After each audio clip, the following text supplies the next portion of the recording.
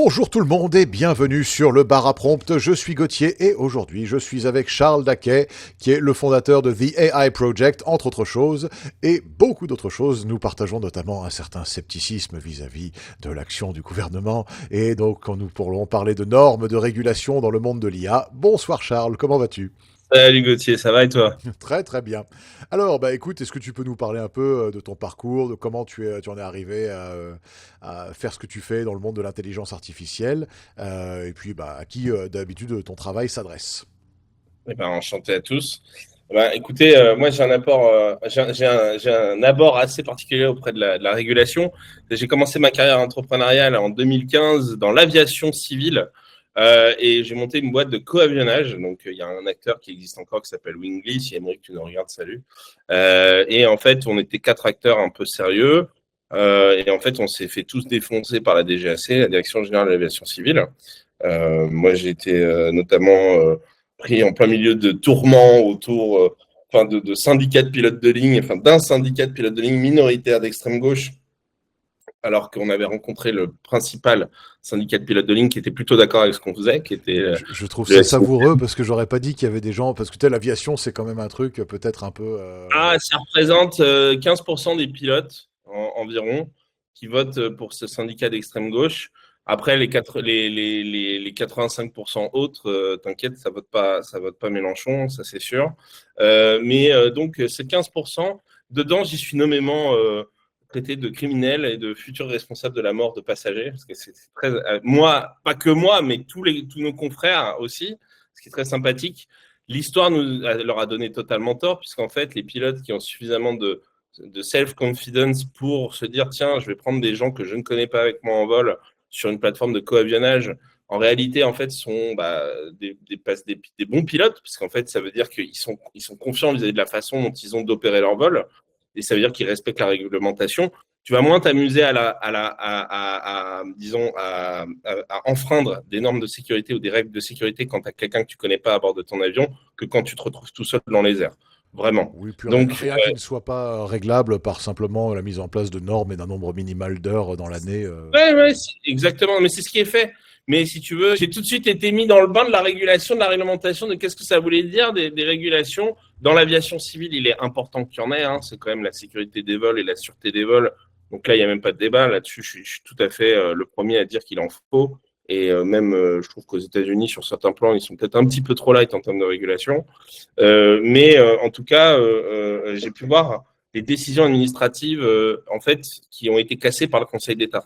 C'est-à-dire qu'au niveau de la loi européenne et de la loi française, ce qu'on faisait était totalement autorisé. Et sur décision administrative, juste pour le bon vouloir de la DGAC, en fait, ils ont décidé de nous interdire.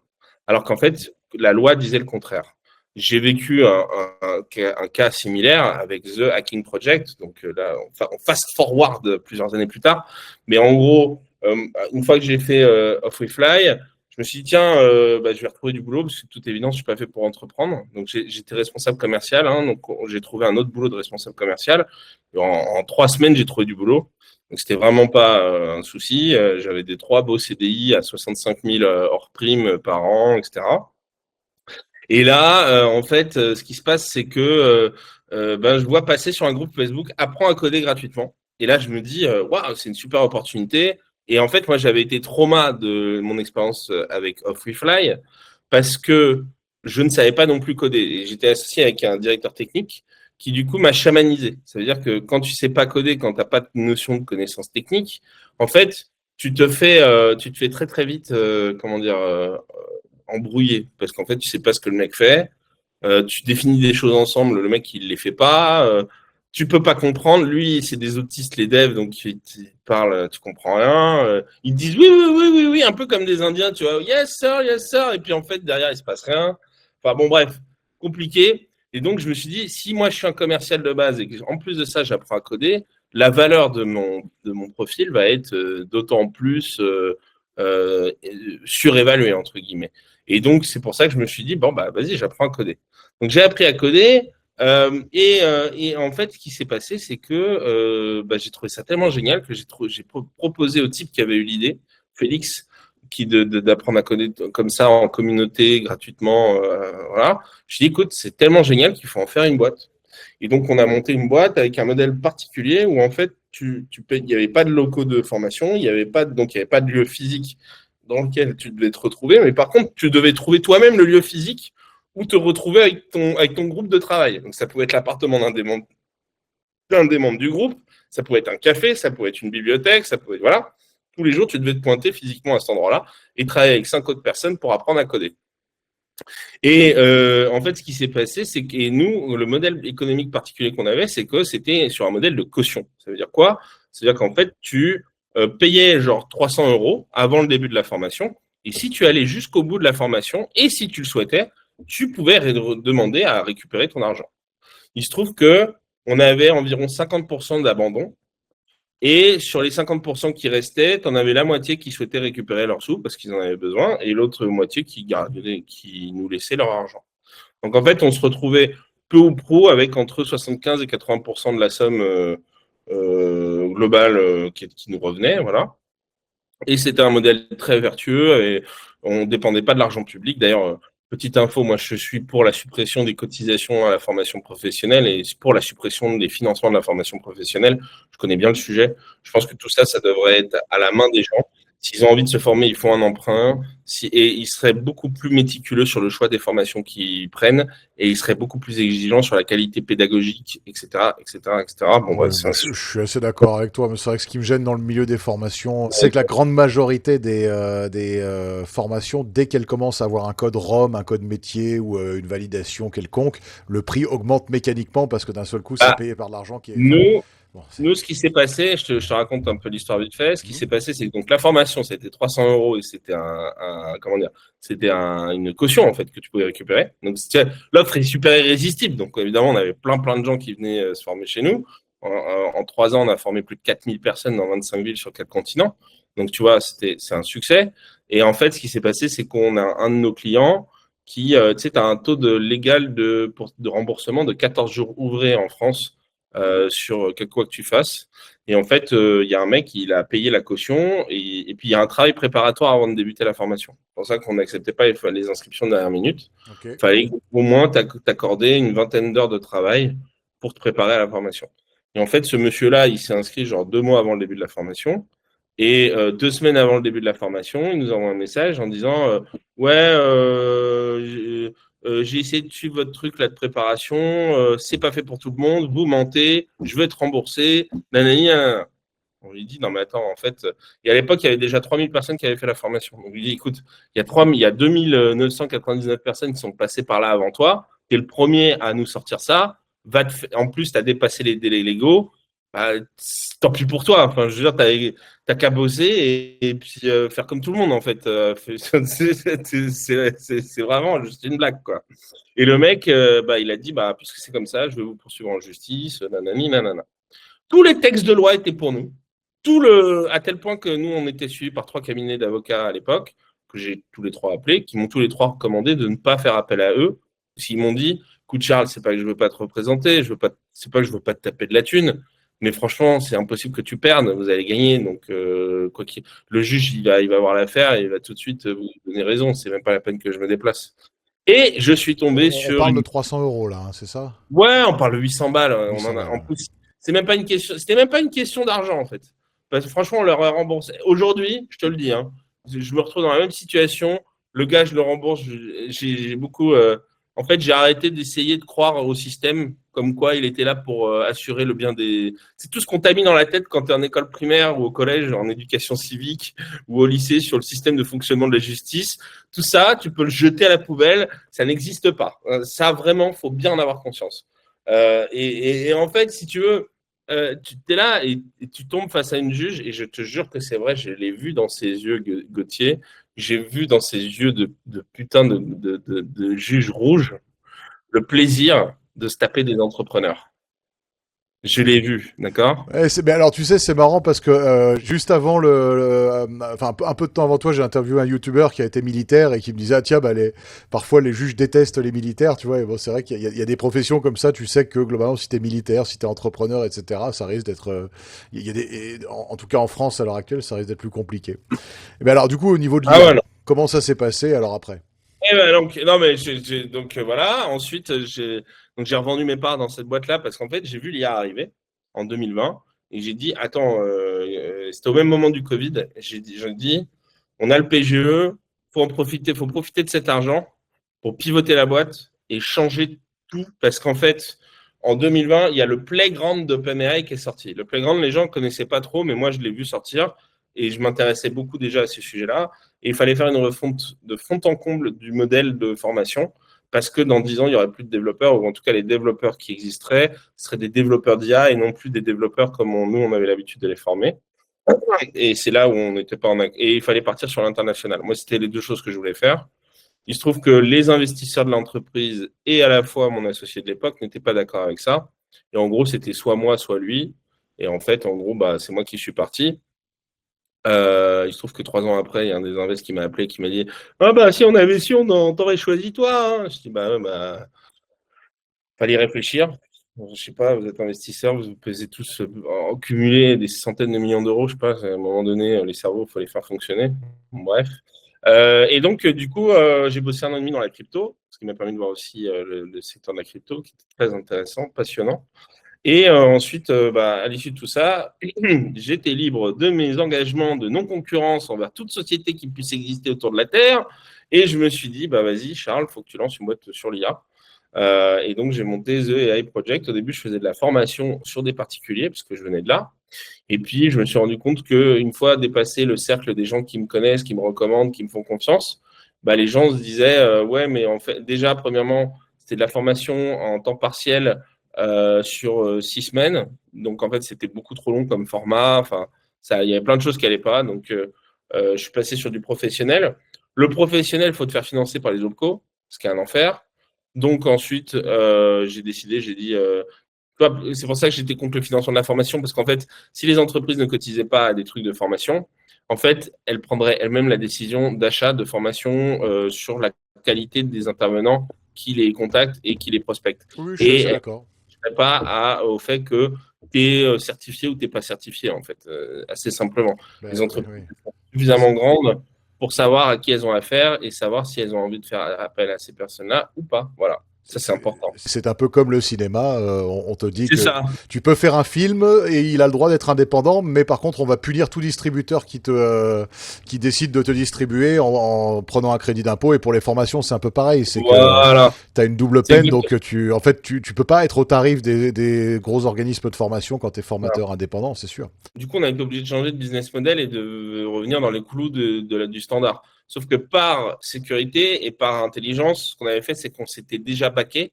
C'est-à-dire qu'on avait fait en sorte d'être déjà reconnu par l'État, etc., etc., alors même qu'on avait ce fameux business model particulier. Donc, en fait, ça a été assez rapide la transition. Sauf que la formation, elle coûtait plus 300 euros de caution. Elle coûtait 600 euros plein pot, voire 800 euros. En fait, après, on s'est rendu compte que en termes de trésor, déjà, tu vois, ça fait un gros gap entre soit la personne elle te paye d'avance et tu la rembourses, soit tu dois attendre 3 mois une fois que la personne elle a fini sa formation pour pouvoir réclamer l'argent à l'État, en fait. Et l'État, il te paye quand il a envie de te payer. Donc, en fait, si tu veux, les gens, en fait, font que ce système-là est d'une toxicité ultime. C'est insupportable. Bon, bref.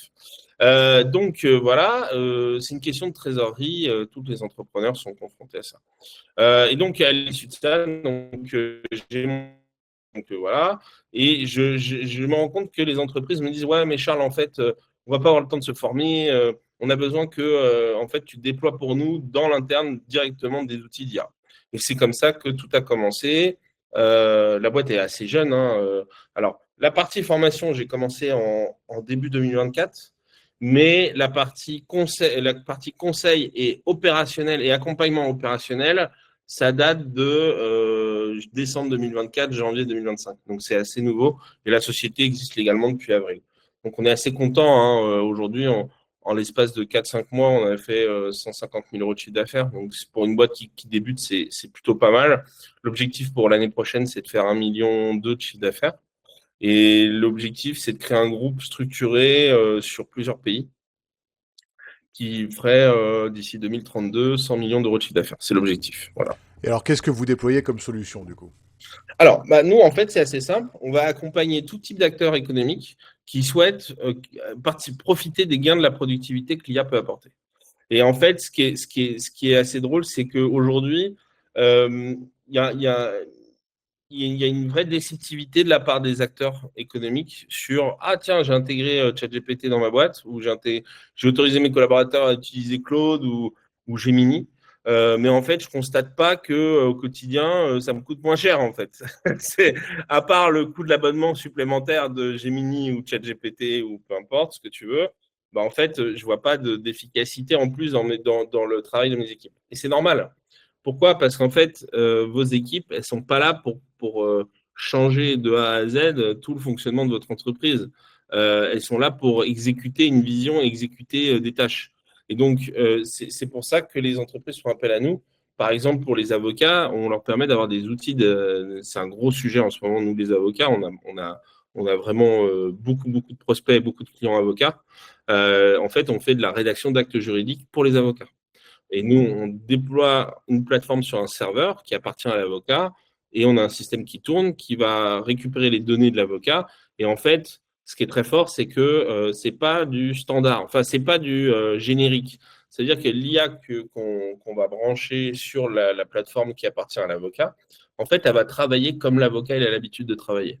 Et donc ça fait une grosse différence. C'est que pour nous, aujourd'hui, en fait, si tu veux, les acteurs économiques vont de plus en plus avoir get their own AI, en fait. Get your own AI, c'est un peu notre motto.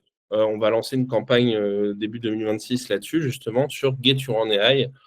Comment tu fais pour avoir ta propre IA? Et pourquoi? Parce qu'en fait, la donnée, c'est de l'or en barre. Et cette donnée-là, il ne faut surtout pas la partager avec les gros acteurs, Google, Amazon, etc., etc. Parce qu'en fait, c'est de votre donnée dont ils se nourrissent pour eux s'améliorer. Et donc, il faut que vous gardiez cette donnée-là pour pouvoir, vous, avoir des gains de production, des compétitivités que vos concurrents n'auront pas. Et de toute façon, enfin, moi, c'est comme ça que je le vois.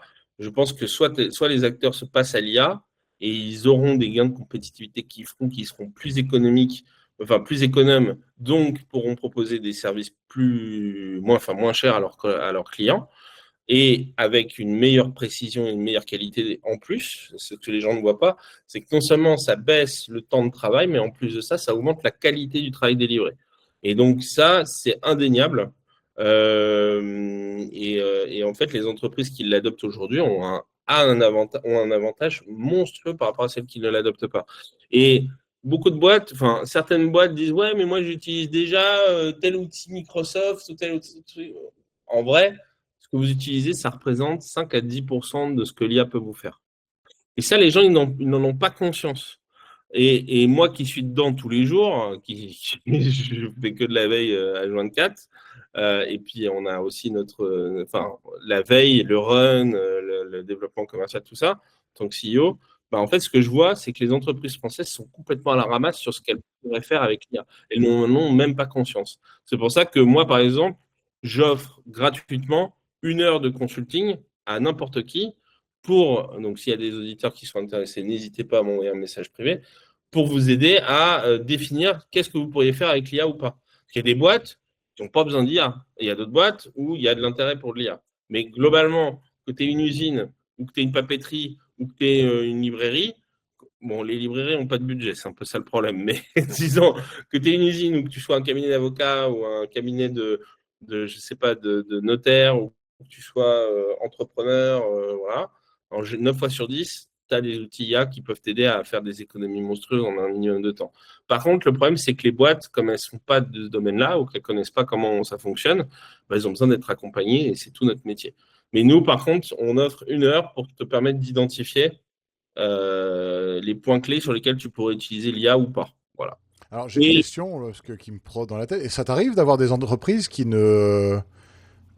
Des entreprises auxquelles tu dis, bah là, vous n'avez pas besoin d'IA ou l'IA ne peut rien ouais, faire bien pour sûr, vous? ça m'est déjà arrivé. Ouais, Tu ouais. peux donner un exemple, parce que ce serait intéressant, ça. J'en ai plus en tête, mais ça m'est arrivé 2, 3 fois. C'est des boîtes où, bah, par exemple, c'est une boîte le mec, il vient de racheter une boîte. Ça m'est arrivé, ça. Le mec vient de racheter une boîte. Il connaît pas les process internes de l'entreprise. Il n'a pas pris le temps voilà, de tout ça. Il dit, ouais, je veux mettre de l'IA, nanana, nanana. Je dis, ok, d'accord. Est-ce que vous avez identifié les lieux les endroits sur lesquels vous avez des douleurs, des points de douleur?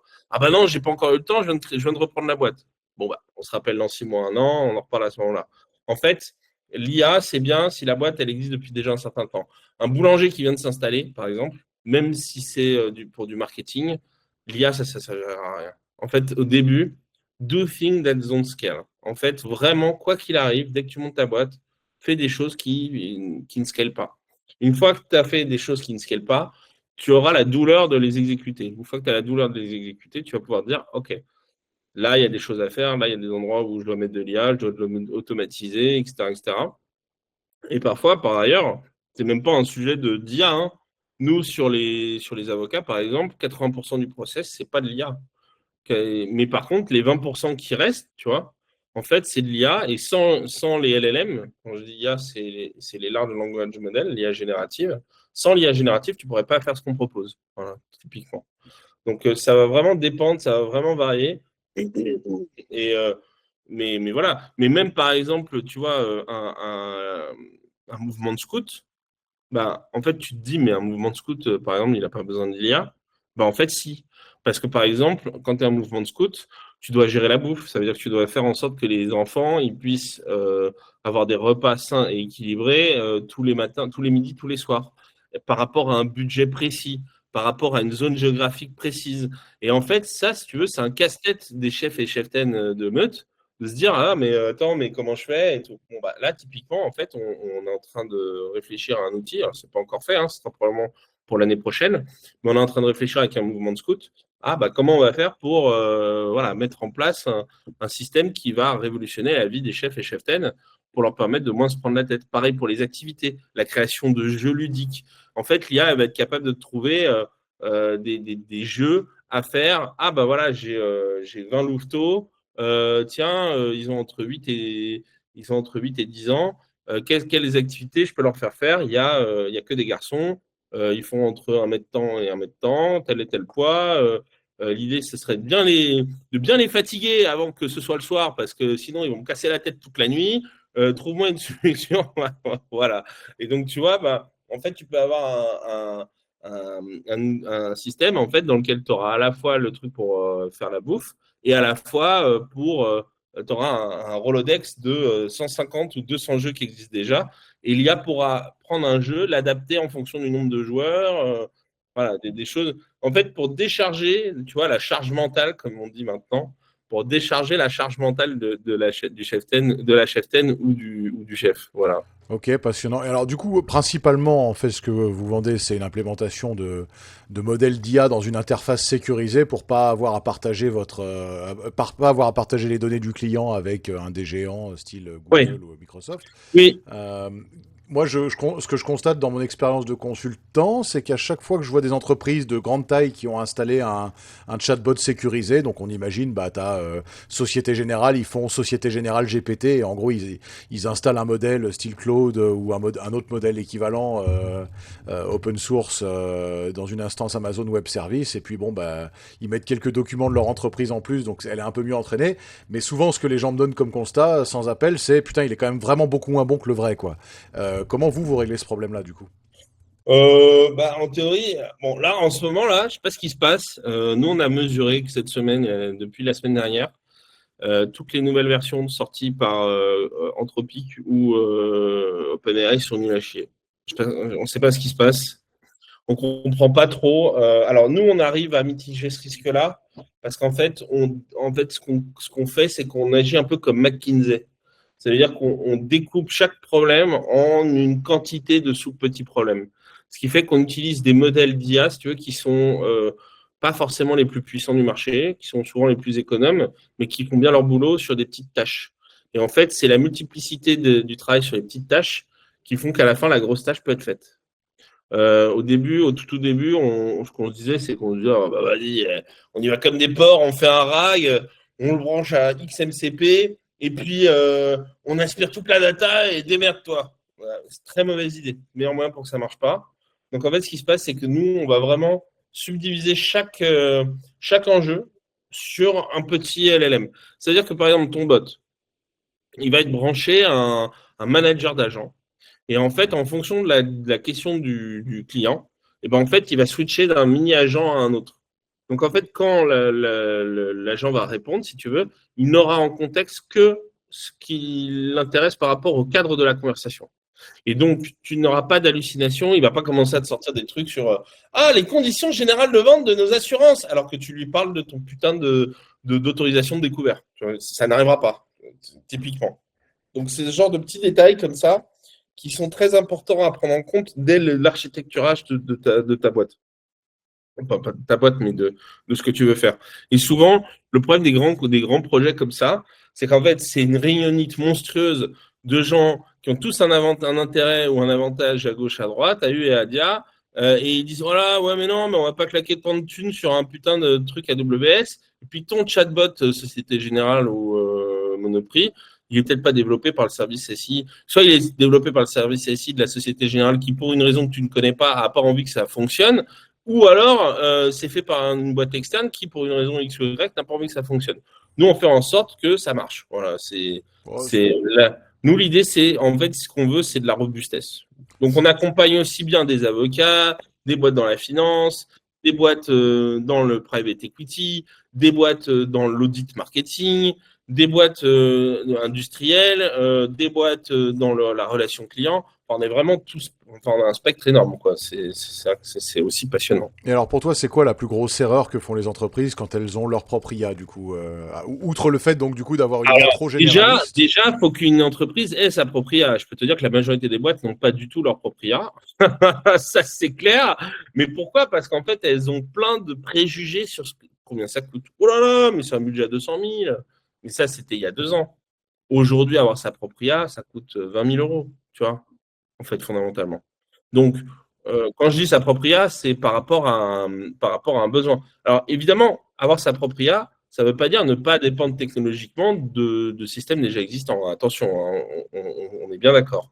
Avoir sa propre IA, get your own AI, c'est pas créer ton propre LLM.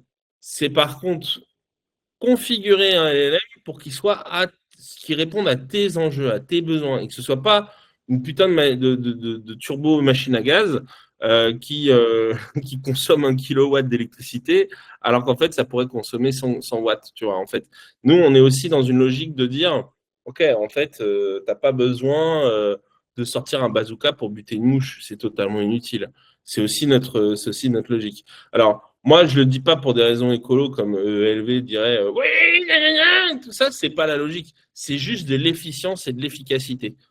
Et c'est vraiment, c'est inutile au possible, et en plus, ça coûte plus cher, de payer du token à ChatGPT ou à OpenAI ou à Claude ou à whatever acteur de l'IA, tu vois, plutôt que toi d'avoir ton modèle bien pensé, déployé sur ton serveur privé qui, du coup, ta donnée passera pas par les GAFAM, tu vois. Donc, tu peux avoir un modèle qui est entraîné par un GAFAM, mais si ce modèle-là, il est déployé sur un serveur privé, la donnée, elle passe jamais par le GAFAM. Donc, en fait, c'est aussi ça qui est intéressant, c'est de déployer sur de l'infrastructure Secnum Cloud.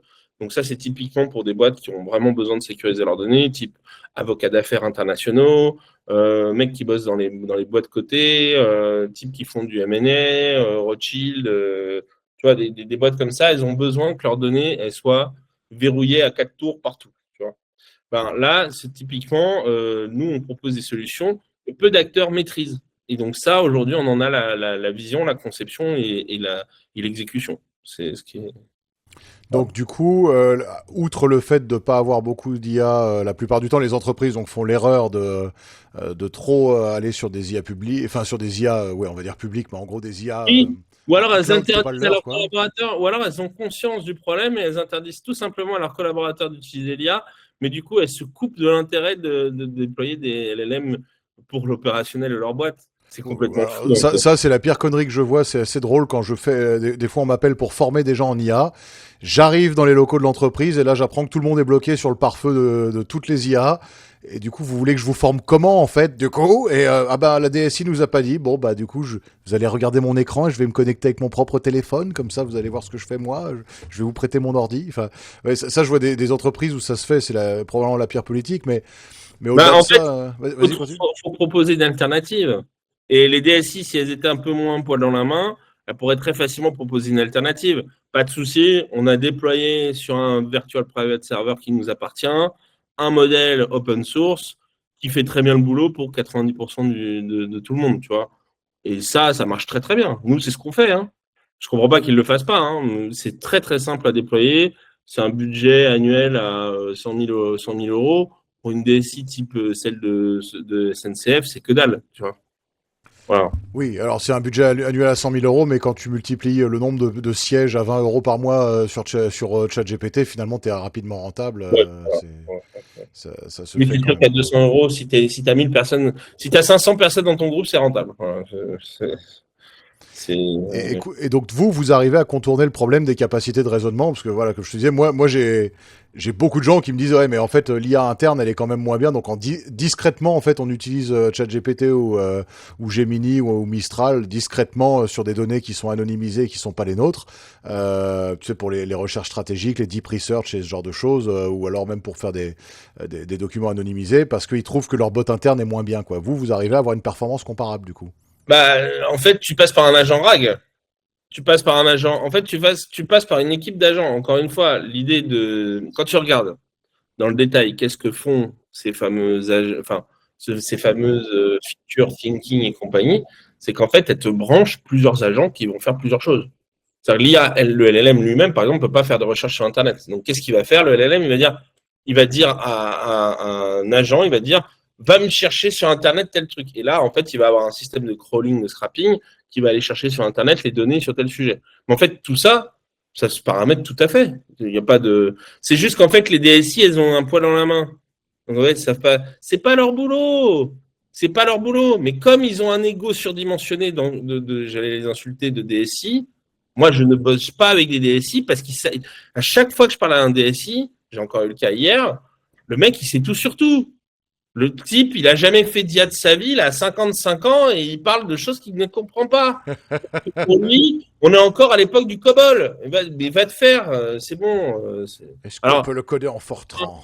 je connais d'autres personnes qui ont 70 ans qui sont d'une plasticité cérébrale extraordinaire. Pas une question d'âge. Enfin, c'est une question d'âge, mais mentale, en fait. Et les gens à 70 ans, ils sont plus jeunes que d'autres à 35. Hein.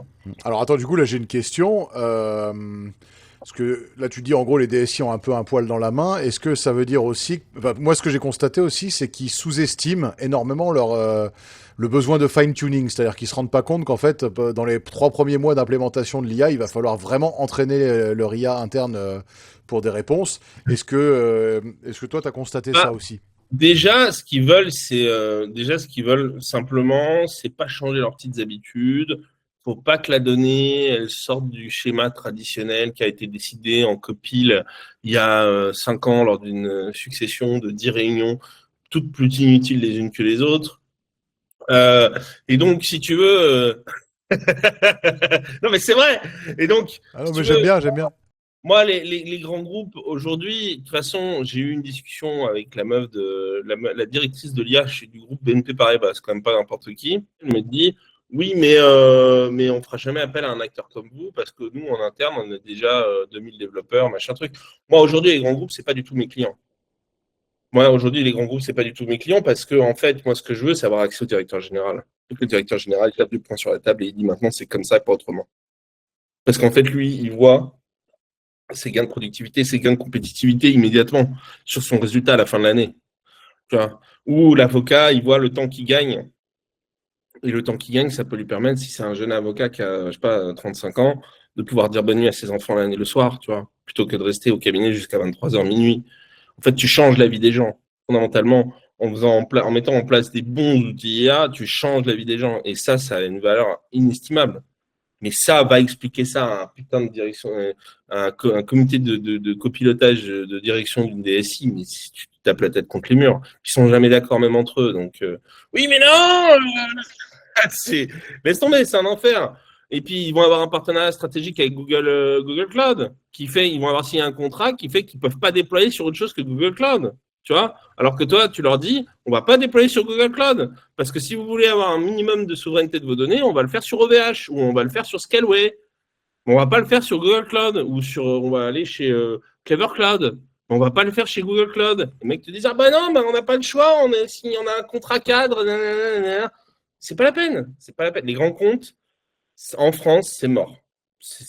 Enfin, Peut-être que dans 1 an, 2 ans, ils seront un petit peu plus ledge parce qu'en fait, ils se seront rendus compte qu'ils ont pris tellement de retard à cause des décisions politiques qui ont été prises au niveau des DSI. Et donc, les directions, les unes après les autres, feront ce qu'on appelle du sous-marin. Hein. C'est assez connu dans les grands groupes. Les mecs qui déploient des doubles budgets pour essayer de régler des problèmes parce qu'en fait, c'est un tel moteur, c'est une telle usine à gaz qu'ils n'y arrivent pas. Mais un jour ou l'autre, évidemment, ça changera. Mais je ne vois pas d'autre solution que de passer par des outils en sous-marin dans les boîtes. Question, qu'est-ce que tu penses du coup de certaines entreprises qui disent, bah, par exemple, tu vois, là l'autre jour j'ai eu le cas, alors j'ai un très très gros consulting et ils me disaient, bah, nous on est tous sur Google Cloud et on y est dans 13 pays. Donc ils m'ont dit, bah, en gros là, concrètement, nous foutu pour foutu, on est déjà espionné par Google quoi qu'il arrive, on a une suite Google Workspace et on va dire que Oui, bah, le siège par utilisateur Gemini, ils l'ont payé 2 euros, pas 20 euros, tu vois. ouais, ouais, Qu'est-ce que bah, tu bien penses de sûr. ce choix de business pour eux? Ouais, bah, ils ont bien raison. Bah, si pour eux, c'est pas grave d'être pénétré par la NSA parce qu'ils n'ont pas de concurrents américains sur des marchés internationaux, grand bien leur face. Je suis pas là pour faire un redresseur de tort, moi. Hein. Les gens, ils font ce qu'ils veulent. Hein. J'ai 36 ans, j'en ai plus 25. Hein. À 25 ans, je serais en train de péter un câble et de sauter sur la chaise. Mais là, moi, ce que je vois, c'est que concrètement, en fait, ça a été tellement annoncé en fanfare il y a 1 an et demi, 2 ans, qu'il y en a beaucoup qui ont dit, ah tiens, on va essayer. Et en fait, ils ont essayé, et ils ont été dégoûtés et ils ont lâché. Il y en a beaucoup, c'est ça.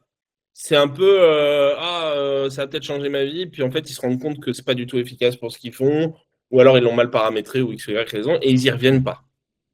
Ou alors, des acteurs reconnus sur leur industrie ont mis en place de l'IA, ils se sont dit, ah tiens, ça peut peut-être être intéressant d'essayer, ils utilisent l'outil, c'est à chier, ils se disent, l'IA, c'est à chier. Et ils continuent comme. Et ça, c'est notre grande. Je ne vais pas te cacher que ça, c'est notre grand avantage à nous. C'est que bah, du coup, il n'y a pas de. On n'a pas de. Comment dire. On n'a pas aujourd'hui de vraiment de problème à se positionner parce qu'en fait, les gens, si tu veux, on pourrait se dire ah ouais, mais l'IA, elle est déjà partout et tout. Il faut bien comprendre que le fuseau horaire du marché, il est à Londres. Le fuseau horaire technologique, il est à Sydney, en Australie, tu vois. En fait, il y a un décalage horaire énorme entre ce que la tech permet et là où on en est sur la psychologie des gens et sur qu'est-ce qu'on pourrait en faire.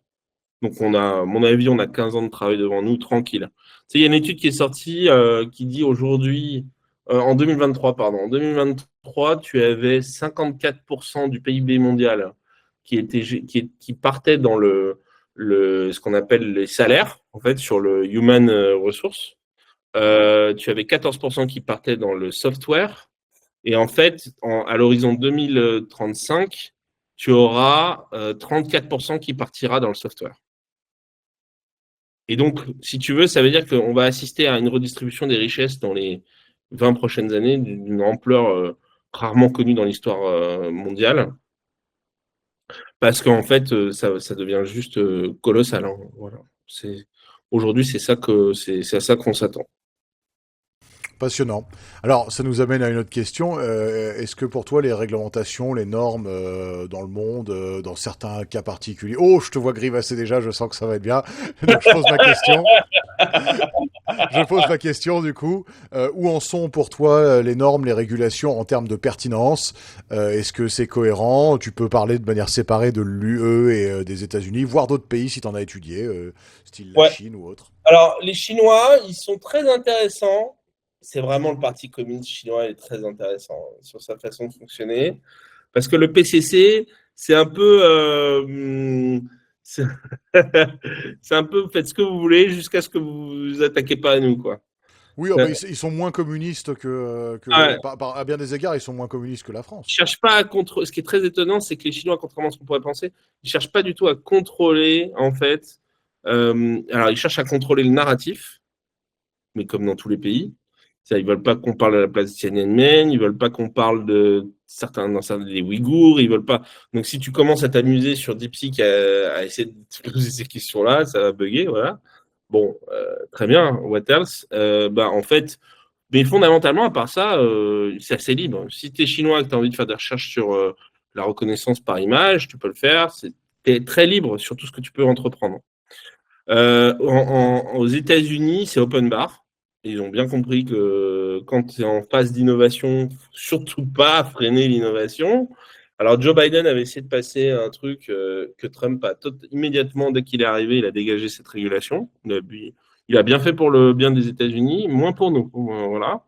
Parce que nous, au niveau européen, la régulation, ouais, c'est. Hein. Puis en plus, ils veulent la renforcer. Là, de mois en mois, c'est de mieux en mieux. Quoi. Entre les CBDC, la facturation obligatoirement qui passe par Bercy, ça devient. Là, tu fais Impossible. référence au fait que d'ici 2029, tout le monde, même les auto-entrepreneurs, 2026, septembre 2026. même pour les auto-entrepreneurs aussi? Ah, je ne sais pas pour les autres entrepreneurs, mais en tout cas pour moi, ma boîte, qui est une SAS, c'est auto-obligatoire. À partir de septembre 2026, je dois passer par le site de Bercy pour émettre une facture. C'est bien. Oui, ça j'avais Ça veut vu, dire, mais je ça crois veut que ça va dire être que le le cas pour droit les petites privé, boîtes. ça veut dire que le droit privé, on te le met jusque dans le trogneux jusqu'à la gorge, quoi. C'est vraiment. Enfin, moi, j'en peux plus, quoi. C'est insupportable. Ouais, faut se barrer. Hein. D'ailleurs, c'est l'objectif. Moi, je te le cache pas. Je l'ai répété à de nombreuses reprises, mais moi là, c'est Texas 2000, 2027, tout début 2027, je suis au Texas et je développe la boîte là-bas. En fait, on va en faire une boîte internationale pour pas dépendre d'aucun marché. Oui, c'est pas déconnant. Mais Voilà. alors, et du coup, quelles sont les recommandations les plus absurdes que tu as vues dans le Ah, secteur de l'IA? le AI Act, la RGPD sont les deux régulations qui sont des abominations absolues. Tout le monde trouve ça bien. Les gens ne savent pas de quoi ils parlent, ne savent pas pourquoi ils trouvent ça bien. Ce sont des régulations qui avantagent nos compétiteurs. Ça, il faut le comprendre. Parce qu'en fait, il n'y a aucun acteur européen qui va être en capacité, à cause de ces régulations, de se positionner en frontal face aux outils américains. Pourquoi? Parce que les Américains, ils se développent sur une ère économique dans laquelle ils n'ont pas de régulation. Donc, ils peuvent faire ce qu'ils veulent, ils peuvent tester leurs données sur ce qu'ils veulent, ils peuvent l'utiliser comme ils veulent, ils peuvent faire Sora, par exemple. Sora, aujourd'hui, en Europe, c'est pas accessible. Pourquoi? Parce que ça viole le AI Act, en fait. Parce que tu n'as pas le droit d'utiliser l'image de quelqu'un pour en faire un deepfake en Europe. Tout court, tu vois, même avec son assentiment. Donc, c'est interdit en Même Europe. avec le consentement. Oui, monsieur. Oui, monsieur. Oui, parce que sans le consentement, je trouve ça légitime de Non, dire, non, putain, ça même se avec fait ton pas. Mais... consentement, tu n'as pas le droit. Donc, en fait, les seuls qui ont cette prérogative dans le AI Act, c'est écrit noir sur blanc. J'ai partagé une étude sur mon profil LinkedIn, je vous invite à aller regarder. C'est la différence justement d'analyse géostratégique sur la régulation américaine, la régulation chinoise et la régulation européenne. Et en fait, tu t'aperçois que euh, si ce n'est pas des agents de la CIA ou s'ils ne sont pas financés par le deep state américain, au bénéfice des boîtes américaines, je ne sais pas ce que l'Union européenne fait. Moi, je serais une boîte américaine, je sabrerais le champagne, mais tous les matins, putain, je ne pourrais pas m'empêcher d'être cuité au Ruinart ou au Dom Pérignon, parce que en fait, ils sont face à des en fait. Donc, ils en profitent, ils ont raison. Hein. Moi, je ferais la même chose à la place des Américains. Et c'est inquiétant pour le développement de l'économie de l'Union européenne. On va devenir si ça continue comme ça, moi je dis dans 20 ans, on est un continent du tiers-monde. Hein. Voilà. Il y a même pas Le de. truc, c'est qu'on est déjà, en termes d'IA, Laurent Alexandre, que tu connais probablement, avait déjà tiré la sonnette d'alarme devant l'Assemblée nationale, donc il avait quand même une tribune, et il avait quand même expliqué. Alors, je partage pas son idée, c'est-à-dire que il avait une posture de macroniste convaincu en disant il y a que Emmanuel Macron qui peut nous sortir de notre mauvais avenir technophobe. Ah, Emmanuel. Oui, bon, après ça, on va dire qu'il était macronophile, je sais pas ce qu'il est devenu maintenant, mais il avait une espèce de croyance que Emmanuel Macron serait hyper intelligent dans ses investissements sur le long terme. Ah, Emmanuel Macron a sorti que des bons discours sur l'IA. Le problème, c'est pas les discours, hein. Le problème, c'est les actions. Hein. C'est toujours, c'est pareil. Hein. C'est-à-dire que moi aussi, hein, je peux avoir des discours sur tout et n'importe quoi, dire des choses sensées, puis derrière, si je passe pas à l'acte, en fait, comme dirait Pasqua, les promesses n'engagent que ceux qui y croient. Voilà, c'est tout. Donc Macron fait des bons. Moi, j'ai vu tous ces discours sur l'IA, j'en retire pas un mot. Hein. Oui, je suis D'ailleurs, à mon d'accord. Mais avis, c'est juste qu'en fait, il a rien fait concrètement à part mais il a rien rajouter de la fait. régulation. C'est ça, c'est tout. C'est l'État français. Alors, par contre, l'État français a une politique très dynamique vis-à-vis de l'IA. Là, on ne peut pas retirer le fait qu'il y a un gros investissement qui est fait sur l'IA. Mais déjà, premièrement, au niveau européen, Quand tu regardes la scène européenne, tu as l'impression que c'est un peu la France contre tout le monde. Encore une fois, j'ai envie de dire, dans le secteur de la défense, c'est déjà le cas. Dans le secteur de l'IA, c'est aussi le cas. Et en fait, les Européens sont là en mode non, on préfère avantager une entreprise américaine plutôt que d'aider une entreprise française. Ils sont dans cette logique-là. Donc moi, au bout d'un moment, je suis là en mode on se tape une régulation qui nous désavantage vis-à-vis des États-Unis. Et en plus de ça, on a des partenaires économiques de facto par lesquels on est obligé de passer pour se développer parce qu'on a une harmonisation juridique qui nous empêche de faire ce qu'on veut. C'est bon, quoi, à la claque, hein. Ça suffit. Hein.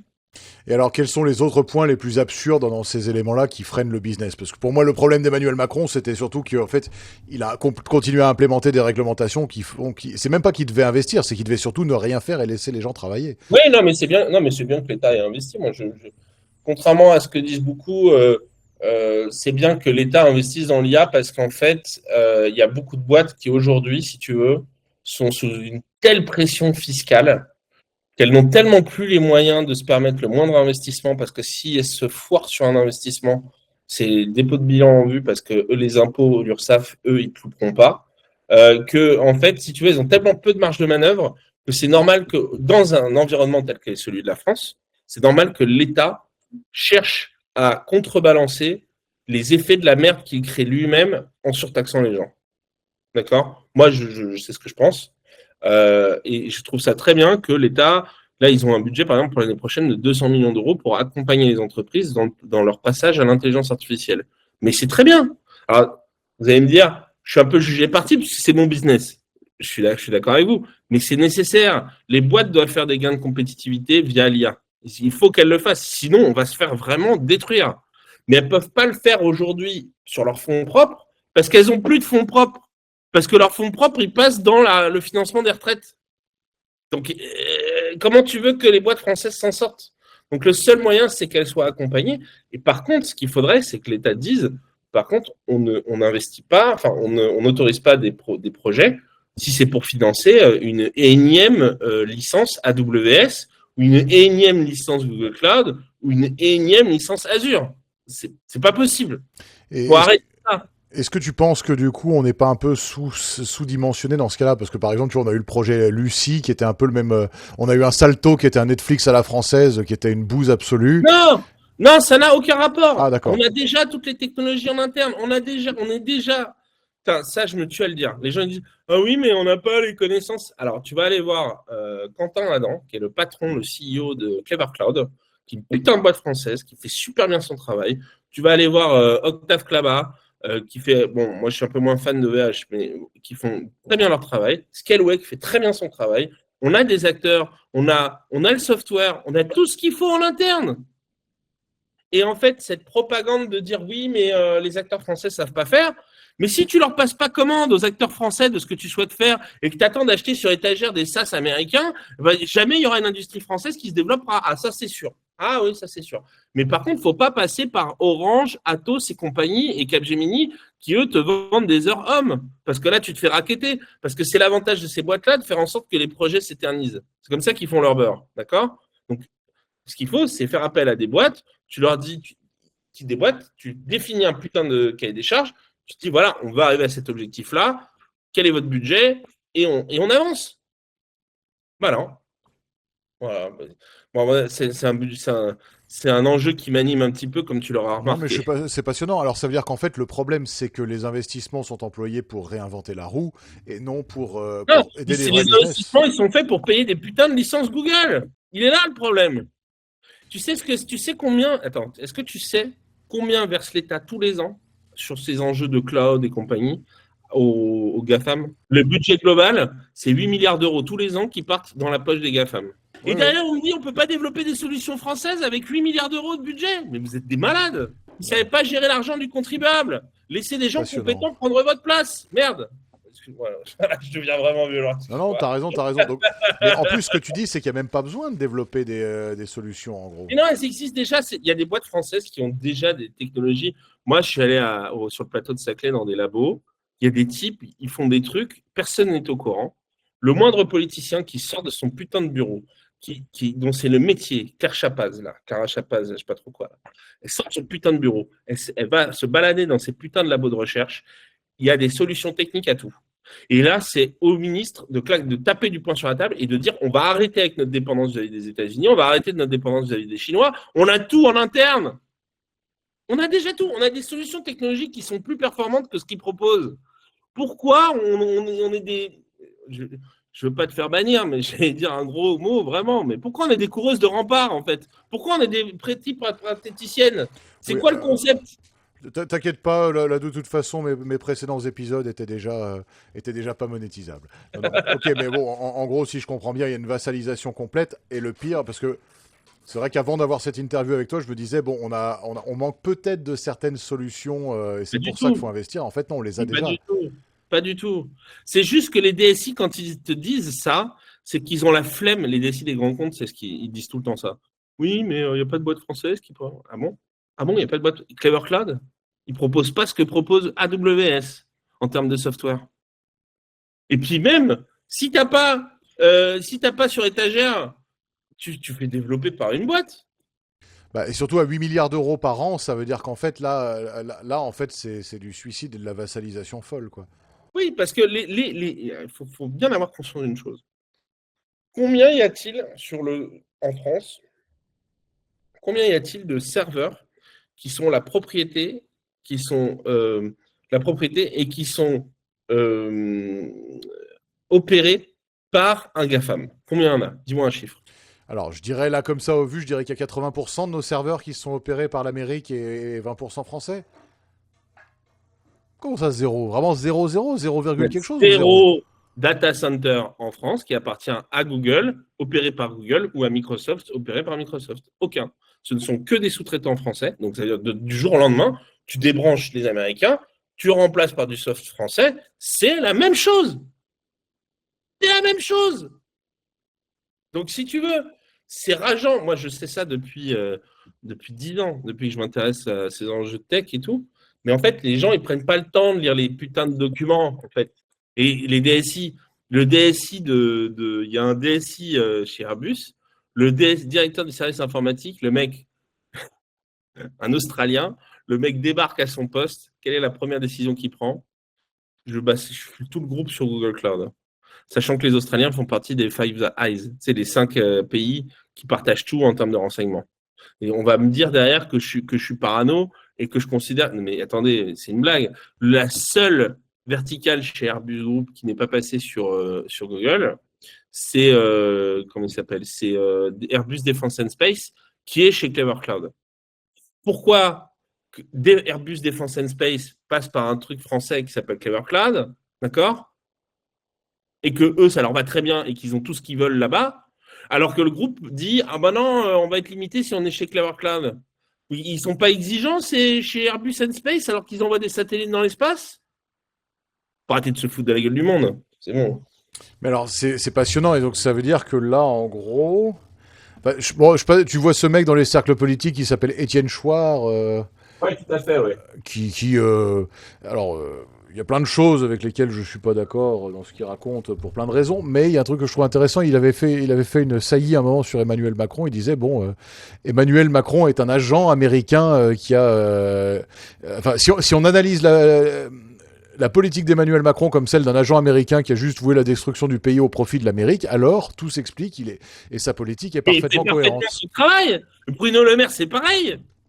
Bruno Le Maire, j'ai partagé une story là sur mon compte perso. J'étais mort de rire. Il raconte son service militaire. Il y a un moment donné, il est en train de remonter son FAMAS et il y a une petite pièce dans le FAMAS et il est avec un ressort, il est en train d'essayer de la remettre et boum, la pièce elle saute et elle atterrit dans la neige. Il y a son sergent qui arrive, les deux mains dans le ceinturon, il le regarde et il dit « Le Maire, non seulement vous êtes grand, mais en plus vous êtes con. » C'est exact. Mais c'était à 18 ans, le mec, c'était prévisible. C'était prévisible. Bon, Et après, le mec qui était ministre pendant 7 ans, il est irresponsable. Mais on est où? je ne taperai pas sur Bruno Le Maire, c'est vraiment trop facile. C'est taper sur une ambulance, là. C'est bon, on a mieux à faire. Mais, Alors, mais moi, ce mec-là, c'est les yeux bandés contre un poteau, hein. Il y a un moment donné, il faut que non, mais les décisions aient des conséquences. Le truc, quand tu es entrepreneur, si tu te foires, dépôt de bilan, t'as plus de boîte. Et puis parfois la responsabilité limitée a ses limites. Il y a des fois, il y a des gens qui l'ont appris dans la douleur. Exactement. Non, par contre, alors on parlait du système chinois. Il y a des choses. Il y a beaucoup de gens qui connaissent pas la Chine. Moi, j'ai le plaisir d'y travailler.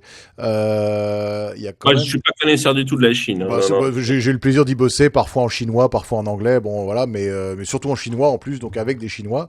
Et il y a quand même des trucs de mentalité qui sont intéressantes, c'est que notamment ils ont une culture de ce que les Américains appellent accountability et dont nous on n'a pas vraiment de traduction en français. Enfin, L'accountability? oui, c'est-à-dire assumer les responsabilités, assumer la conséquence de tes actes en fait, tout simplement.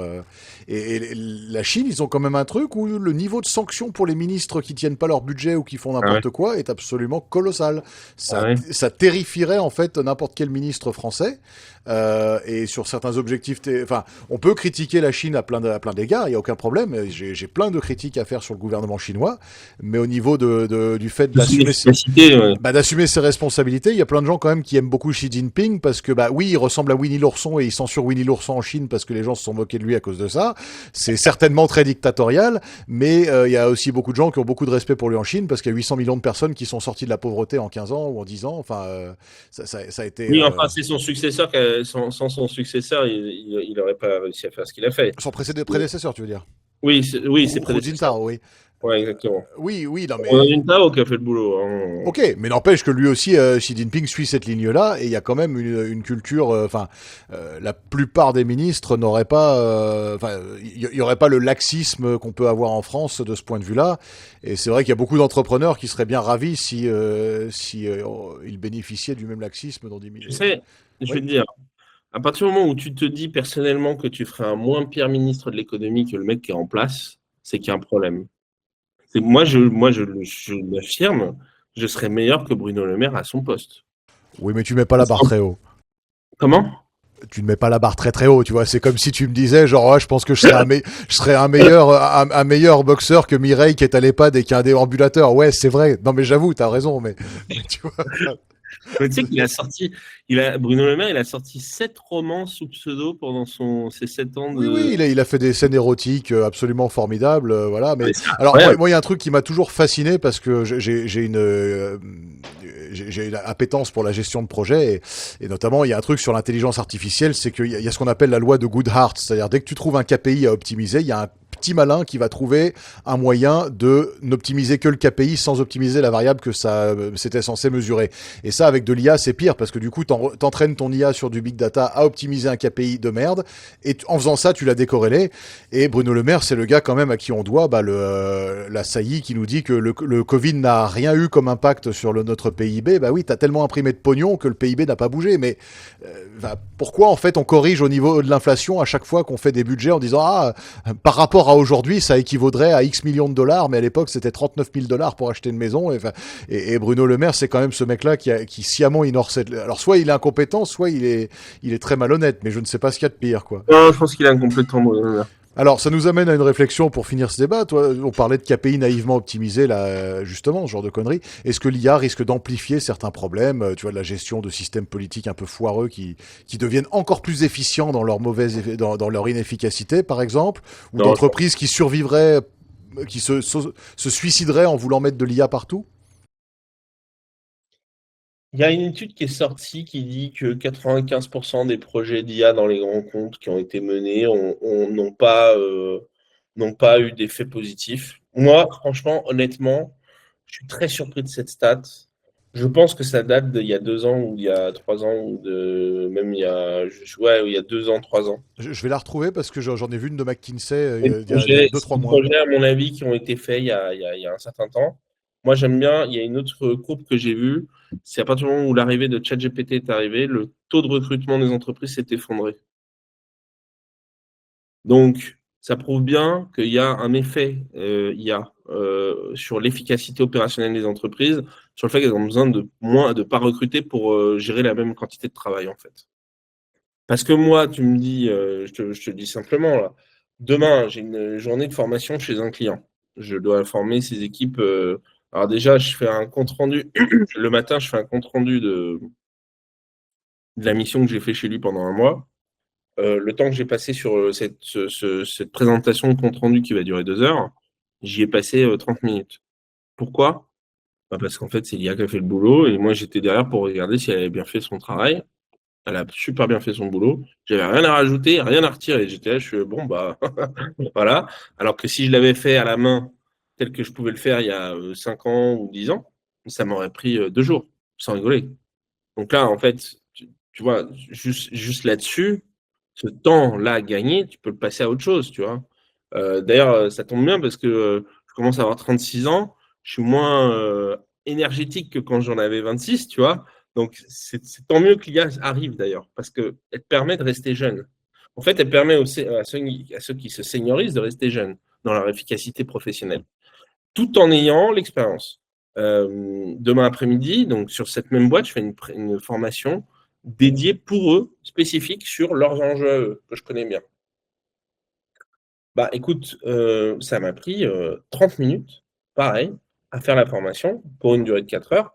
Tu sais très bien comme moi qu'une formation de 4 heures avant, tu passais 8 heures, 9 heures à la préparer parce que fallait que ce soit cohérent, fallait que ça ait du sens et tu devais Oui, bien toi-même sûr. faire des exemples, etc., etc.